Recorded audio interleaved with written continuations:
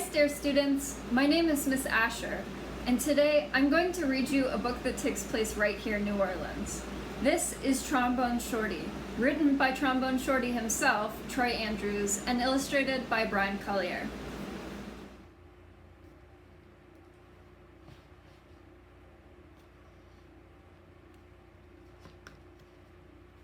Where you at? Where you at? We have our own way of living down here in New Orleans and our own way of talking too. And that's what we like to say when we want to tell a friend hello. So, where you at? Lots of kids have nicknames, but I want to tell you the story of how I got mine. Just like when you listen to your favorite song, let's start at the beginning, because this story is about music.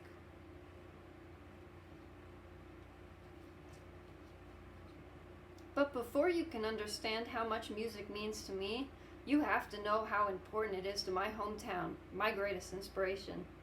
I grew up in a neighborhood in New Orleans called Trombone. Anytime, day or night, you could hear music floating in the air.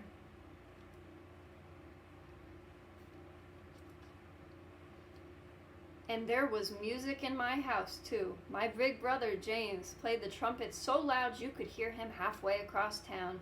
He was the leader of his own band, and my friends and I would pretend to be in the band too. "Follow me," James would say.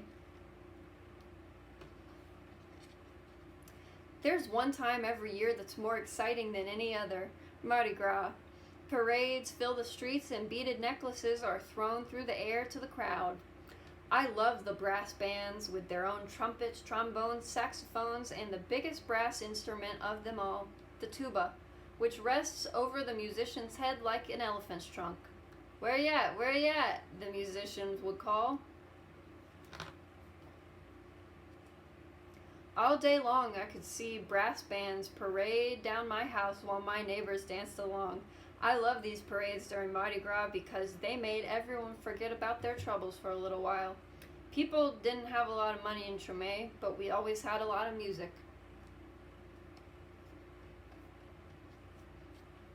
I listen to all these sounds and mix them together just like how we made our food.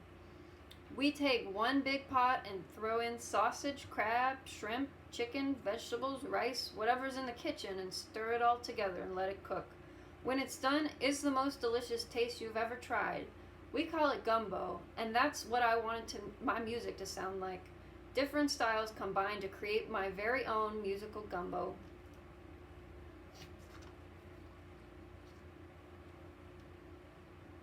But first I needed an instrument. The great thing about music is that you don't even need a real instrument to play. So my friends and I decided to make our own. We might have sounded a little different from the real brass bands, but we felt like the greatest musicians of Trombone. We were making music, and that's all that mattered. One day I found a broken trombone that looked too beaten up to make music anymore. It didn't sound perfect, but finally, with my real instrument in hand, I was ready to play.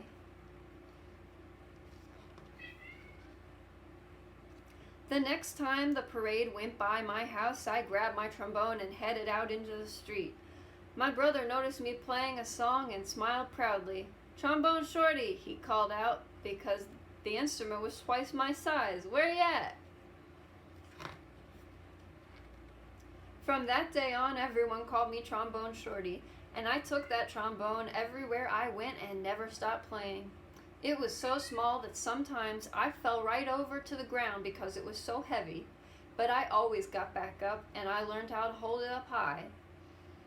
I listened to my brother play songs over and over, and I taught myself to play those songs too. I practiced day and night, and sometimes I even fell asleep with my trombone in my hands. One day my mom surprised me with tickets to the New Orleans Jazz and Heritage Festival, the best and biggest music festival in town. We went to see Bo Diddley, who my mom said was one of the most important musicians of all time. And as I watched him on stage, I raised my trombone to my lips and started to play along. He stopped the band in the middle of the song and asked the crowd, "Who's that playing out there?" Everyone started pointing, but Bo Diddley couldn't even see me because I was the smallest one in the place. So my mom held me up in the air and said, "That's my son, Trombone Shorty." "Well, Trombone Shorty, come on up here," said Bo Diddley. The crowd passed me overhead until I was standing on the stage next to Bo Diddley himself. I walked right up to the microphone and held my trombone up high in the air, ready to blow. "What do you want to play?" Bo Diddley asked. "Follow me," I said. After I played with Bo Diddley, I knew I was ready to have my own band. I got my friends together and we called ourselves the 5 o'clock band because that was the time we went out to play each day after finishing our homework. We played all around New Orleans. I practiced and soon my brother James asked me to join his band. When people wondered who the kid in his band was, he'd proudly say, "That's my little brother, Trombone Shorty, where ya?" And now I have my own band called Trombone Shorty in Orleans Avenue, named after a street in Treme.